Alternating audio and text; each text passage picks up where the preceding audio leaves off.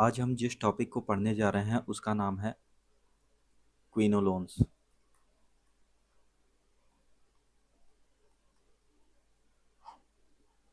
जो क्विनोलोन्स है ये एक सिंथेटिक एंटी माइक्रोबियल एजेंट है। ये एक सिंथेटिक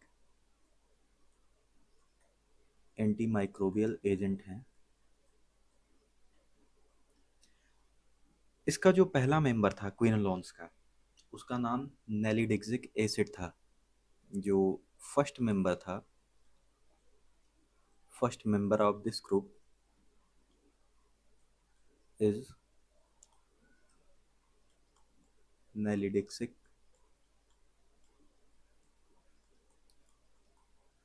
एसिड। चूंकि ये जो नेलिडिक्सिक एसिड था, इसका यूज बहुत लिमिटेड था। नेलिडिक्सिक एसिड का यूज बहुत लिमिटेड होने के कारण और दूसरे क्विनोलोन्स को खोजा गया। क्योंकि इसका जो यूजफुलनेस था,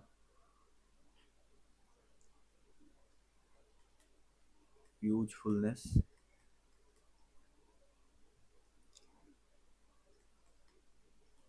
लिमिटेड होने के कारण दूसरे क्विनोलोन्स खोजे गए। अच्छा, इसका यूज कहाँ कहाँ पर था?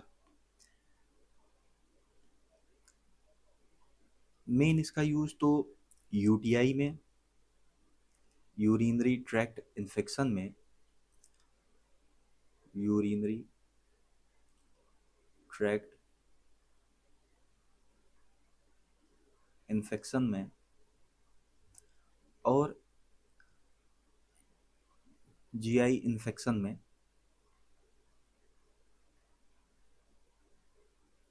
इसका मेन यूज था। और ग्राम पॉजिटिव और ग्राम निगेटिव की बात करें, ग्राम पॉजिटिव और ग्राम नेगेटिव की बात करें तो ये gram negative, particular gram negative bacteria को ये किल करते थे। एक्टिव प्राइमरली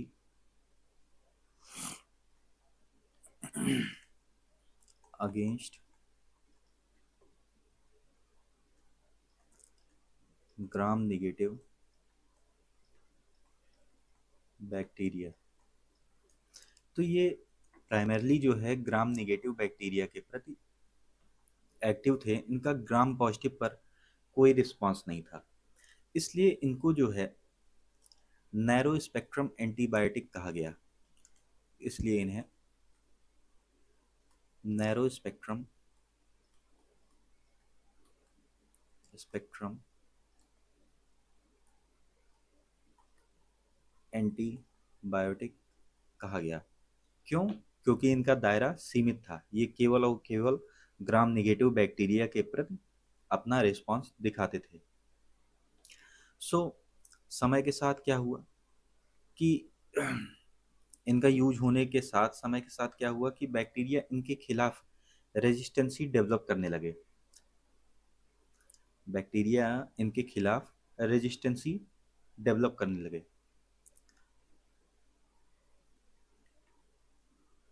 हाई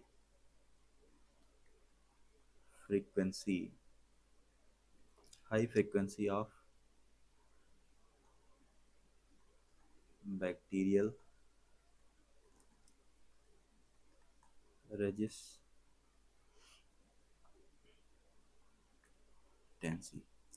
तो रेजिस्टेंस डेवलप करने के कारण आगे और रिसर्चेज हुई, और क्विनोलोन्स में और क्विनोलोन्स में क्या किया गया, जो क्विनोलोन्स थे इनमें फ्लोरीन मॉलिक्यूल को जोड़ करके क्विनोलोन्स में सॉरी क्विनोलोन्स में फ्लोरीन मॉलिक्यूल को जोड़ करके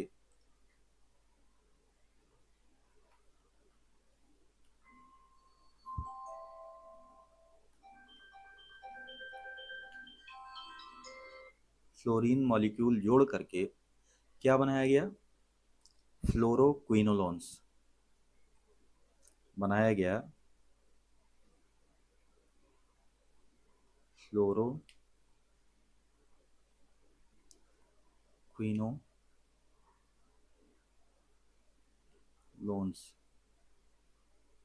सॉरी।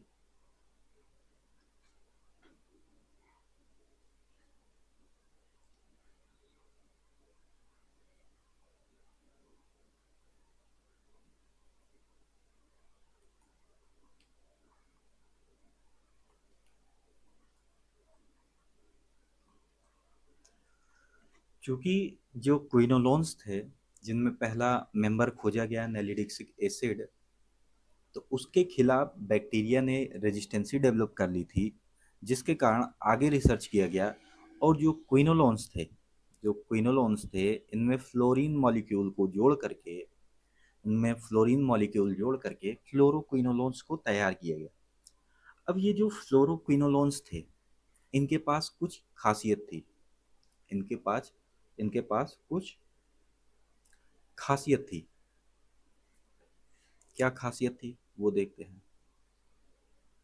पहला तो ये कि जिस तरीके से नेलिडिक्सिक एसिड ग्राम नेगेटिव बैक्टीरिया को ही किल करता था, ये ग्राम पॉजिटिव बैक्टीरिया को भी किल करने लगे, यानी कि इनका स्पेक्ट्रम वाइड हो गया। तो फ्लोरोक्विनोलोन्स क्या थे?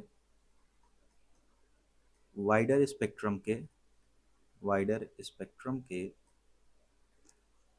एंटीबायोटिक थे, जो कि ग्राम निगेटिव के साथ साथ ग्राम निगेटिव के साथ साथ ग्राम पॉजिटिव को भी ग्राम पॉजिटिव बैक्टीरिया को भी किल करते थे।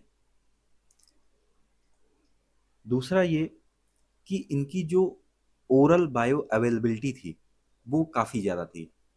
जब ये लीवर के पास जाते थे तो बहुत कम हिस्सा इनका मेटाबोलाइज होता था, या बिल्कुल ही नाम मात्र का मेटाबोलाइज होता था, जिससे इनकी बायो अवेलेबिलिटी बहुत ज़्यादा थी। तो excellent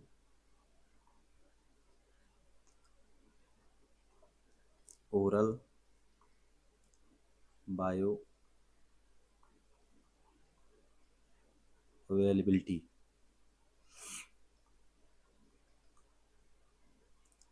sometime it may be 100%। तीसरी बात इसके लिए क्या थी कि ये जब ब्लड में ये पहुंचते थे और अपने टारगेट टिश्यू में जाते थे, तो इनका टिश्यू पेनिट्रेशन बहुत ज़्यादा था, यानी कि with great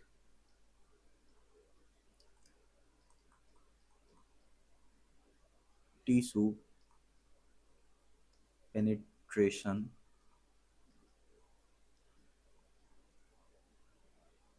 power.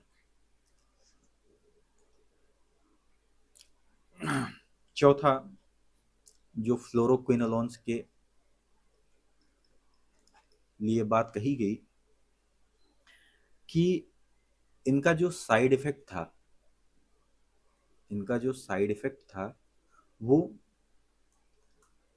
Side effect जो था इनका वो रिड्यूस हुआ, यानी कि इनकी जो सेफ्टी प्रोफाइल थी, यानी कि इनको यूज करना सेफ था। सेफ्टी प्रोफाइल इज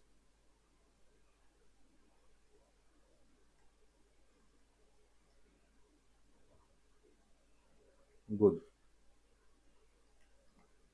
इनके लिए जो दूसरी बात कही गई कि इनके खिलाफ जो बैक्टीरिया रेजिस्टेंट हो रहे थे उनका प्रोसेस बहुत स्लो था, यानी कि स्लो डेवलपमेंट ऑफ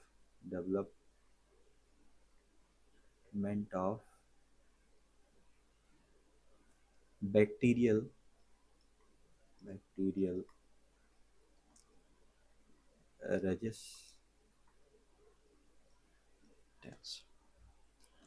तो फ्लोरोक्विनोलोन्स के एग्जाम्पल कौन कौन से थे? देखो, जिस साल्ट के नाम के पीछे, यानी कि जो सफिक्स होगा, सफिक्स उसके पीछे फ्लोक्सासिन लग जाए, फ्लोक्सासिन, वो समझ लेना कि वो क्या है, फ्लोरोक्विनोलोन्स हैं। जैसे सिप्रोफ्लॉक्सासिन, सबसे नॉर्मल यूज होने वाली दवा, लोग सिप्लाक्स के नाम से जानते हैं। Levofloxacin, levofloxacin, moxifloxacin, moxifloxacin. तो हुआ क्या, फिर से एक बार दोहरा देते हैं कि पहले तो खोज क्विनोलोन्स की गई, फिर बाद में जब इनके प्रति बैक्टीरिया ने रेजिस्टेंसी डेवलप की, तो इसमें फ्लोरीन का एडिशन करके क्या बनाया गया, फ्लोरोक्विनोलोन्स। तो ये जो फ्लोरोक्विनोलोन्स थे, ये इनकी जो है पोटेंसी बढ़ाते गए, और इस तरीके से ये सेकंड जनरेशन, थर्ड जनरेशन और फोर्थ जनरेशन की क्विनोलोन्स मार्केट में आती गई। आइए हम समझते हैं कि आखिर ये जो क्विनोलोन्स हैं या फ्लोरोक्विनोलोन्स हैं, ये काम कैसे करते हैं, इनका मैकेनिज्म ऑफ एक्शन क्या है। मैकेनिज्म ऑफ एक्शन क्या है?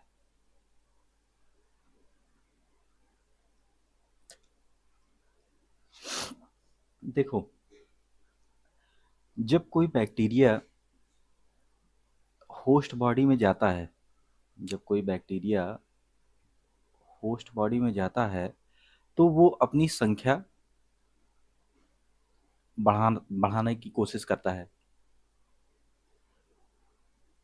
तो जब वो संख्या बढ़ाएगा, तो होता क्या है, उस बैक्टीरियल सेल में, उसके डीएनए में, उसके डीएनए में रेप्लिकेशन होते हैं। रेप्लिकेशन के क्या मतलब है कि डीएनए से डीएनए का बनना इज नोन एज रेप्लिकेशन। ये बैक्टीरियल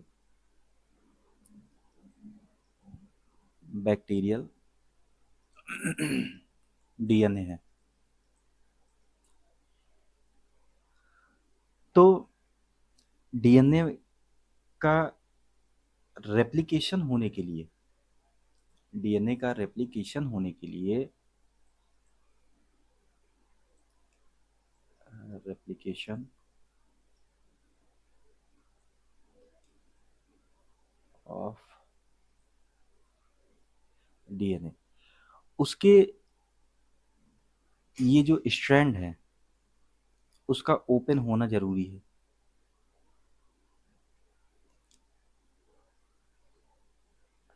तो ये एक स्ट्रैंड ओपन होता जाता है, और फिर धीरे धीरे नए डीएनए मॉलिक्यूल जो है सिंथेसाइज होना चालू हो जाते हैं। ठीक। न्यूली फॉर्म स्टैंड जो है बनने लगते हैं। स्ट्रैंड्स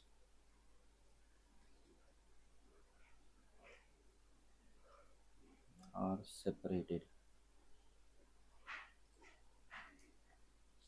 तो जब ये स्ट्रैंड ओपन होते रहते हैं, ये स्ट्रैंड अलग होते रहते हैं और नीचे खुलते रहते हैं, तो क्या होता है कि इनकी सुपर क्वाइलिंग होने की, सुपर क्वाइलिंग होने का रिस्क रहता है। सुपर क्वाइलिंग होने का रिस्क रहता है। सुपर क्वाइलिंग का मतलब है कि ये जब क्योंकि ऊपर से ये खुल रहा है और नीचे की ओर क्या हो रहा है, ऊपर से नीचे की ओर खुलता जाता है और नया स्ट्रैंड जो है सिंथेसाइज होता चला जाता है। तो जब ये नीचे की ओर खुलता जाता है, चूंकि ये इतना कॉम्प्लेक्स स्ट्रक्चर है कि नीचे की ओर ये उलझ सकता है। तो risk of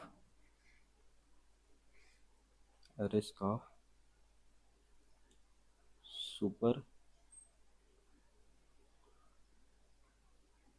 coiling.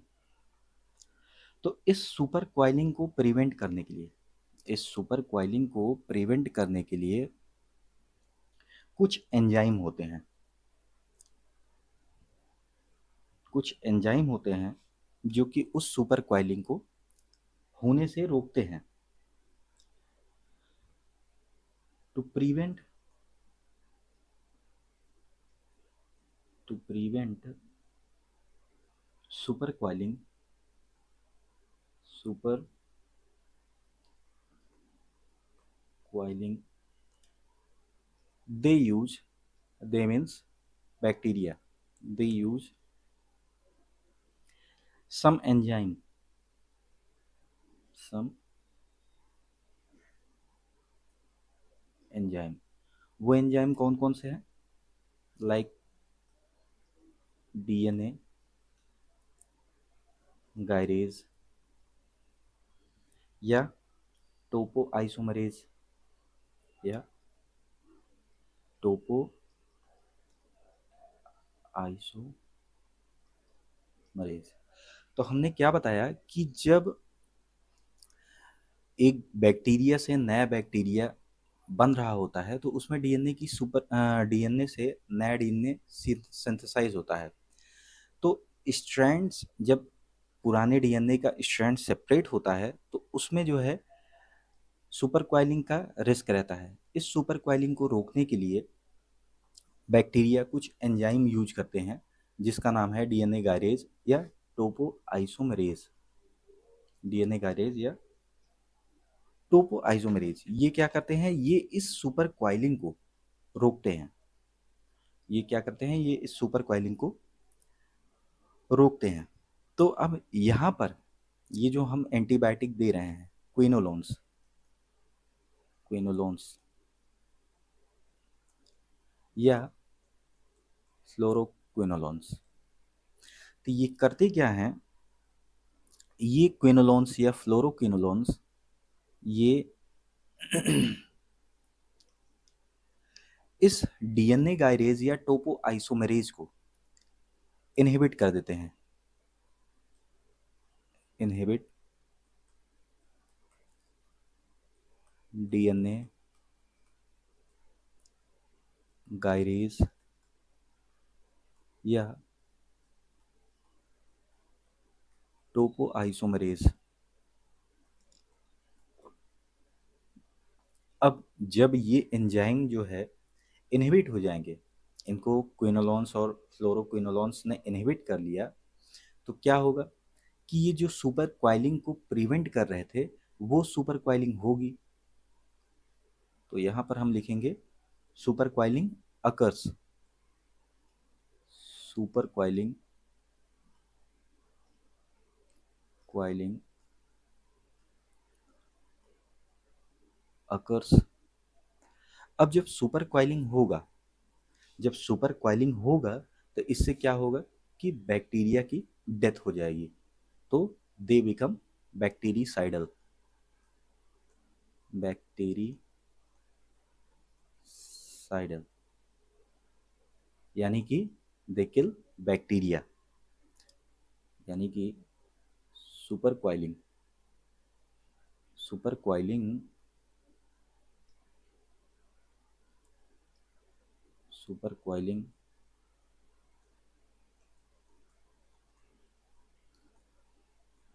Kills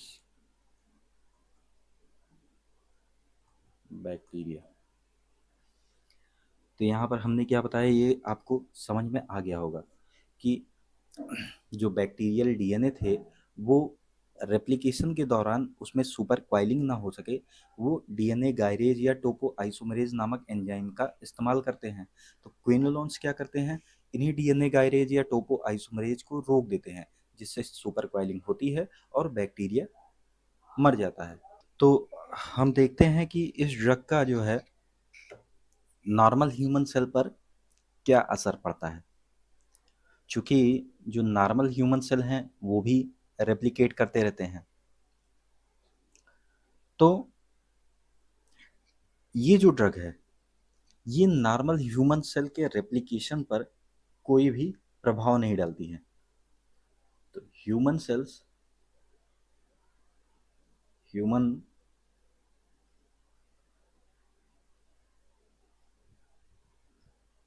cells are replicating human cells are replicating, but but they do not interfere but they do not interfere human cell replication. Human cell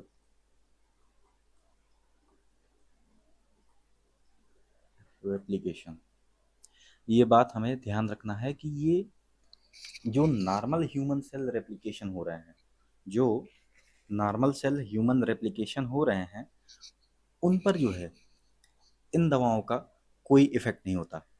लेकिन अगर हम देखें प्रेगनेंसी के केस में, इन केस ऑफ प्रेगनेंसी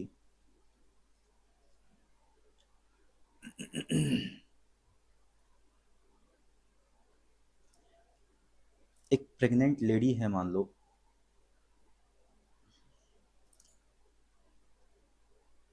ये रही एक pregnant lady,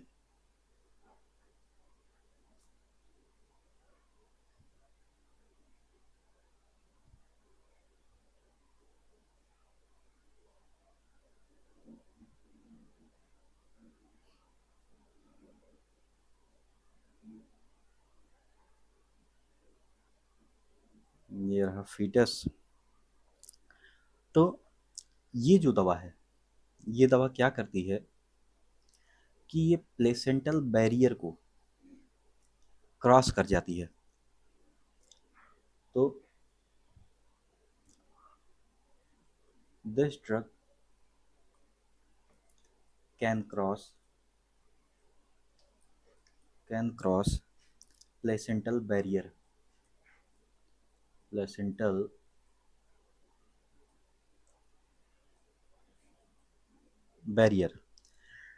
अगर ये दवा प्लेसेंटा के बैरियर को क्रॉस कर लेती है तो क्या करेगा कि चूंकि फीटस में जल्दी जल्दी सेल रेप्लिकेशन हो रहा है, तो ये क्या करेगा, एम्ब्रियो या फीटस के सेल रेप्लिकेशन को अफेक्ट करेगा। तो क्या होगा, cell replication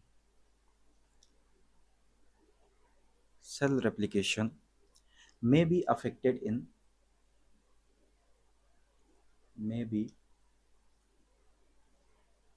affected in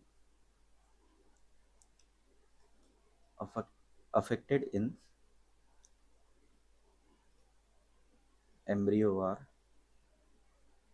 fetus। और जो अर्ली स्टेज होती है प्रेगनेंसी में, उसमें क्या होता है, उसमें तो बहुत ज़्यादा तेज़ी से जो है सेल रेप्लिकेट करते रहते हैं। तो उस केस में हमें इस दवा को देने से बचना है। So it should better be avoided.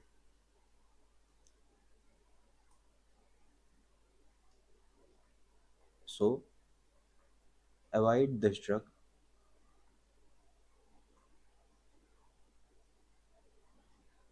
In pregnancy.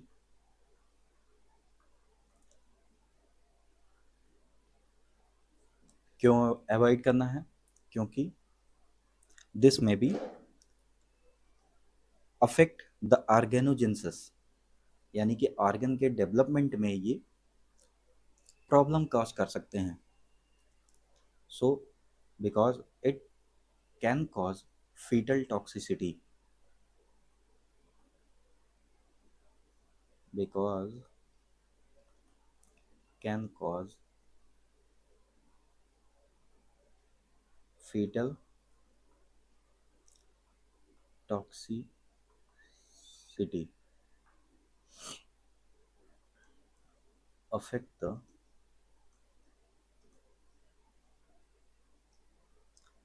organogenesis। तो हमने क्या बताया कि वैसे तो अगर दिया जाए तो नॉर्मल ह्यूमन सेल के रेप्लिकेशन में एक एडल्ट है, उसके उसमें जो सेल रेप्लिकेशन हो रहा है उसके सेल रेप्लिकेशन में ये कोई भी इंटरफियर नहीं करता, ठीक है। लेकिन एक प्रेग्नेंट लेडी के केस में क्या हो रहा है कि चूंकि ये प्लेसेंटल बैरियर को क्रॉस कर लेता है, चूंकि ये प्लेसेंटल बैरियर को क्रॉस कर पाता है, तो क्रॉस करने के कारण क्या होगा, चूंकि फीटस में बहुत तेजी से आर्गन का डेवलपमेंट हो रहा है, यानी कि सेल से सेल बन रहे हैं, सेल रेप्लिकेशन हो रहा है, तो इस केस में ये क्या करता है कि इस रेप्लिकेशन को, जो कि एम्ब्रियो या फीटस का रेप्लिकेशन हो रहा है, उसमें प्रॉब्लम काज कर सकता है। तो ऐसे केस में हमें अवॉइड करना है, क्या करना है, avoid this drug. Pregnant lady को हमें ये ड्रग देने से बचना है। तो आगे हम चलते हैं, ये देखते हैं कि धीरे धीरे क्या हुआ कि ये जो फ्लोरोक्विनोलोन्स भी थे, ये भी या क्विनोलोन्स थे, ये रेजिस्टेंसी डेवलप कर रहे थे। तो ये रेजिस्टेंसी डेवलप कैसे कर रहे थे, इसको हमें जानना है कि they develop how they develop resistancy.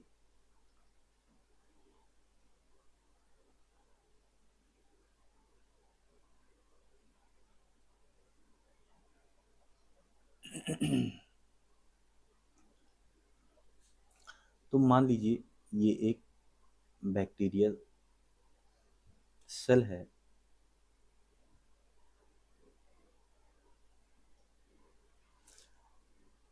इसका ये डीएनए है।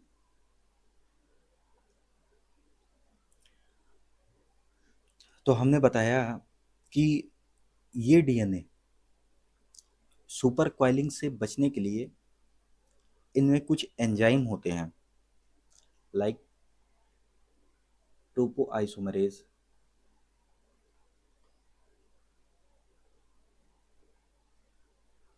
ये क्विनोलोन्स क्या करते हैं, ये क्विनोलोन्स सेल के अंदर आकर इन टोपो आइसोमरेज को इनहिबिट कर देते हैं, जिससे कि सुपर क्वाइलिंग होती है, जिससे कि सुपर क्वाइलिंग होती है और बैक्टीरिया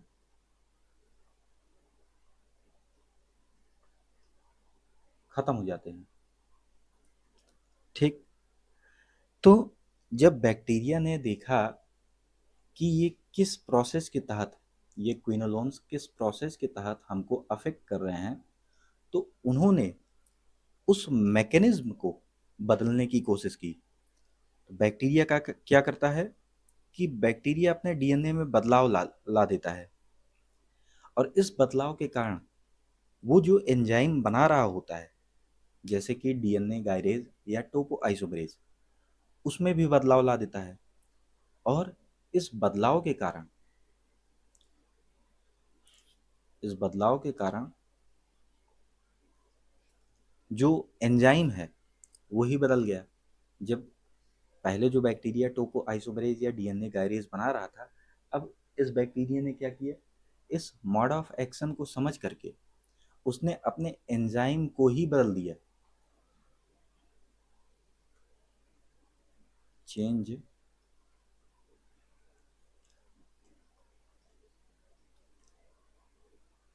एंजाइम, तो अपने एंजाइम को बदल करके ये रेजिस्टेंसी डेवलप कर लेता है। और इसके बाद जो क्विनोलॉन्स अंदर आए हैं, जो क्विनोलॉन्स अंदर आए हैं उनको क्या करता है कि कुछ ट्रांसपोर्टर प्रोटीन बना करके, कुछ ट्रांसपोर्टर प्रोटीन बना करके उनसे अटैच करके ये इन क्विनोलॉन्स को बाहर भेज देता है। इफ्लक्स ऑफ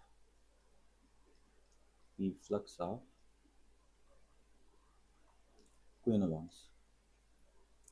तो पहला क्या किया, पहला काम इसने ये किया कि अपने एंजाइम को ही बदल दिया, और दूसरा काम ये किया कि they form some transporter protein, they form some transporter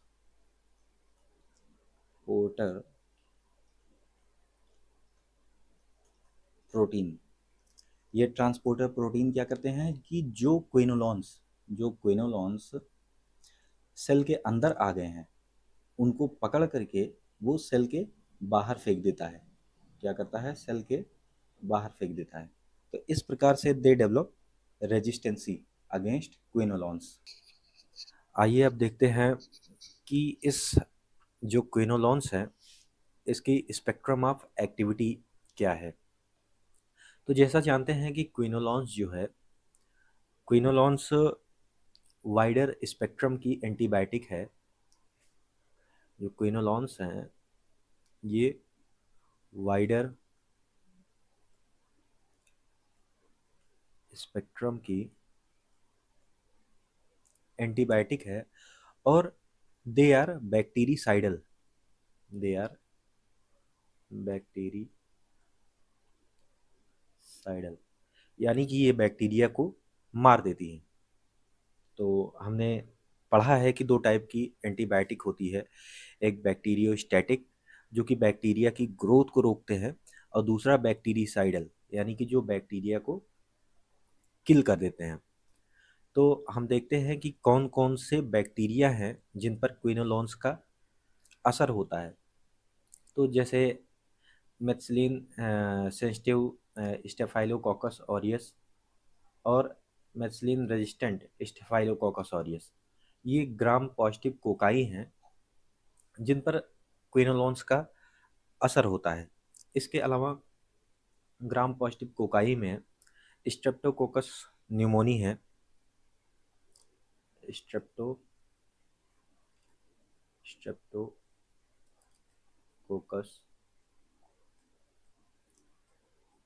pneumoniae. Gram positive bacillus में अगर हम देखें तो लिस्टेरिया है, लिस्टेरिया मोनोसाइटोजेंस, लिस्टेरिया मोनोसाइटोजेंस।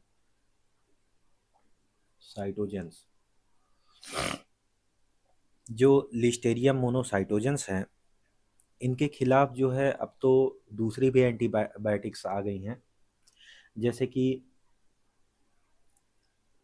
एम्पिसिलिन जैसी दवाएं। लेकिन इनमें क्विनोलॉन्स भी दे सकते हैं।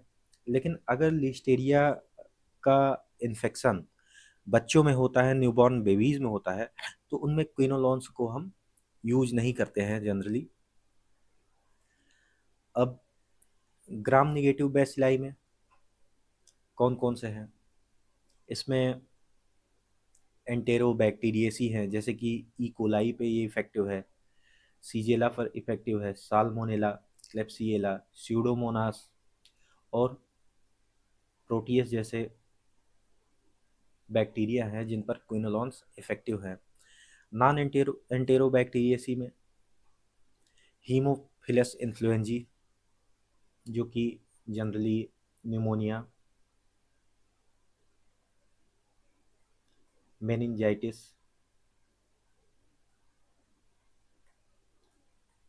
या साइनोसाइटिस जैसी बीमारियां कॉज करती हैं। हीमोफिलस डुक्रेई ये क्या करती है? ये एक सेक्सुअली ट्रांसमिटेड डिजीज कॉज करती है, जिसको हम क्या बोलते हैं? सैंक्रोइड।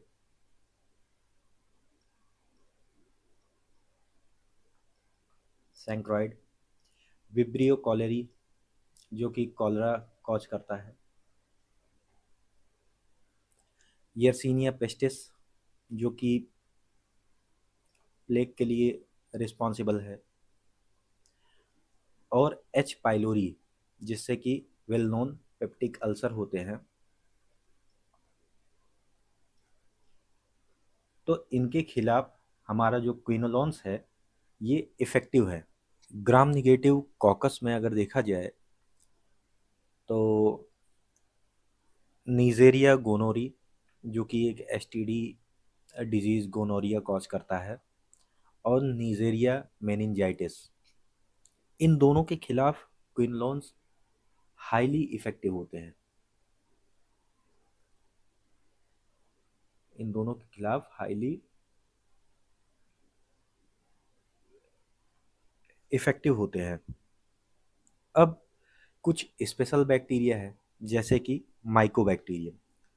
माइकोबैक्टीरियम ट्यूबरकुलोसिस से ट्यूबरकुलोसिस पर इनका इफेक्ट बहुत ज़्यादा रहता है, अच्छा खासा इफेक्ट रहता है क्विनलॉन्स का। तो माइकोबैक्टीरियम ट्यूबरकुलोसिस टीबी कॉज करता है। और एक माइकोबैक्टीरियम लेप्री है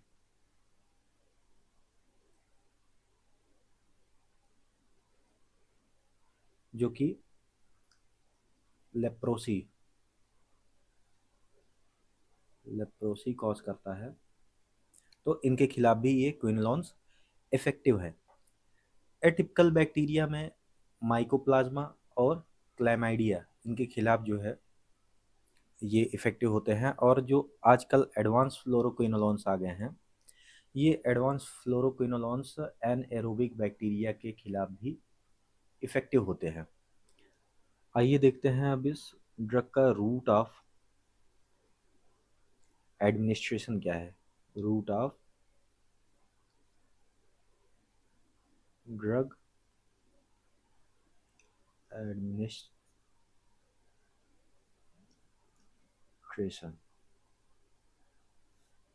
ठीक। तो जैसा कि हम जानते हैं कि जो क्विनोलॉन्स है इसको या तो ओरली या आईवी ड्रग के रूप में दिया जाता है। तो अगर ओरल तरीके से अगर हम देते हैं तो वो डिसइंटीग्रेट होगी, फिर एब्जॉर्ब होगी, फिर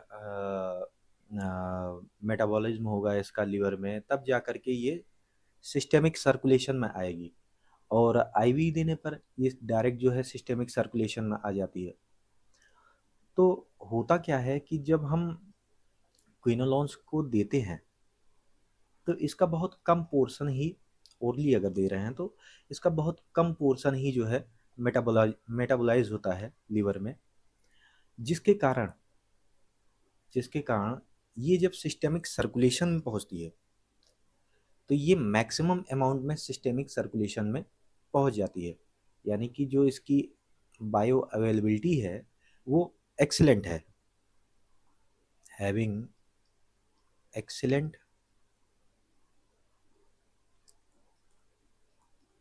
bio availability, sometime it may be 100%। तो अब ये ब्लड में चूंकि ये दवा घूम रही है तो जहां पर इसको जाना है, मान लो इसको टारगेट टिश्यू तक जाना है, टारगेट टिश्यू तक जाना है, चूंकि मैंने पहले ही बताया था कि इसकी जो पेनिट्रेशन पावर है पेनिट्रेशन पावर है वो बहुत ज़्यादा है। Great penetration power. तो पेनिट्रेशन पावर ज़्यादा होने के कारण ये टिश्यू के अंदर घुस करके जो बैक्टीरिया पड़े रहते हैं उनको ये ख़त्म करती है, उनको किल करती है। चूंकि ये दवा ब्लड में है, तो क्या ये ब्लड ब्रेन बैरियर को भी क्रॉस करती है? ये एक सवाल उठता है कि चूंकि ये दवा जो है ब्लड में रहती है, तो क्या ये ब्लड ब्रेन बैरियर को क्रॉस करती है? तो इसका जवाब है नहीं। ये दवा जो है ब्लड ब्रेन बैरियर को क्रॉस नहीं कर पाती, यानी कि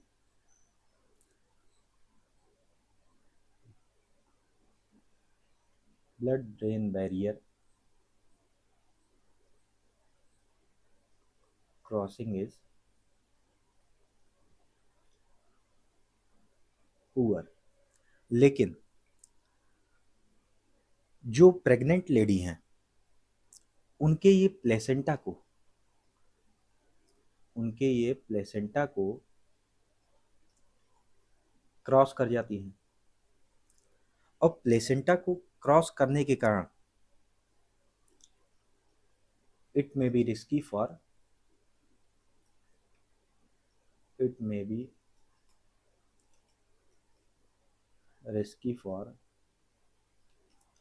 fetus, क्योंकि वो उसके आर्गन के डेवलपमेंट पर इफेक्ट डालेंगी। तो इसीलिए कहा जाता है कि प्रेग्नेंट लेडी में हमको क्विनोलॉन्स नहीं देना है। अब जब ये टारगेट टिश्यू में अपना काम कर लेती हैं, तो फिर से ये क्या करती हैं, ब्लड में आ जाती हैं। ब्लड में आने के बाद फिर पुनः ये लीवर की ओर जाती है। अब लीवर, जैसा मैंने बताया था कि मेटाबॉलिज्म इन ड्रग का या तो नहीं होता या तो पार्शियल मेटाबॉलिज्म होता है, नो मेटाबॉलिज्म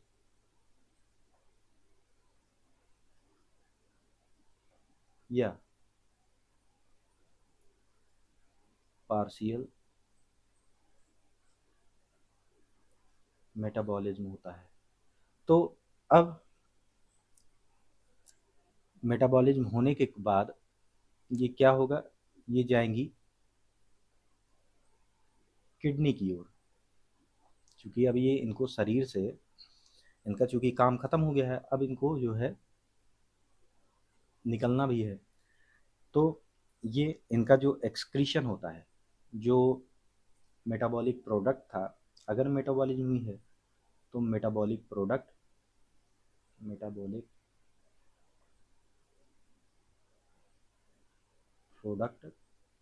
या अगर नहीं मेटाबॉलिज्म हुआ है तो अनचेंज्ड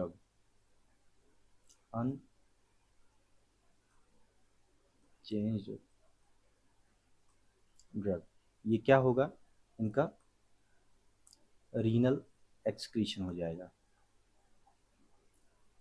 यानी कि ये दवा